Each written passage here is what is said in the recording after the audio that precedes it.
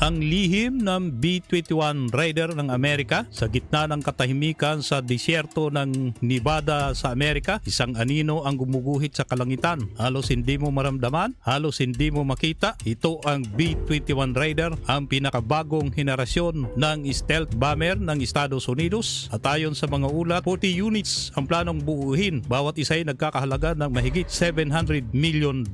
Hindi basta eroplano ang B-21. Ito'y isang himagsikan sa teknolohiya gawa ng Northrop Grumman at itinuturing na invisible assassin sa ere. Ang disenyo nito ay mas payat, mas matalino, mas matipid sa kuryente kung ikukumpara sa una nitong kapatid gaya ng B-2 Spirit. Isang araw sa isang classified airbase, isang pangkat ng elite pilots ang tinawag. Sila magiging unang mga piloto ng bagong fleet ng B-21 sa pagsasanay nila na napagtanto nilang hindi lang ito ordinaryong bomber. Ito'y may kakayanang mag-operate kahit walang piloto. Kayang lumipad ng libo-libong kilometro nang hindi nahagip ng radar at kaya dalhin ang pinaka-advanced na sandata ng Amerika. Ang bawat unit ay mistulang isang lumilipad na fortress na may A1 guided mission systems, adaptive camouflage at real-time global communication. Sa presyo nitong mahigit 41 billion pesos kada isa, itinuturing itong pinakamahal ngunit pinakamaasahang asset ng US Air Force. Ayon sa isang analyst sa Pentagon, ang pagkakaroon ng 40 B-1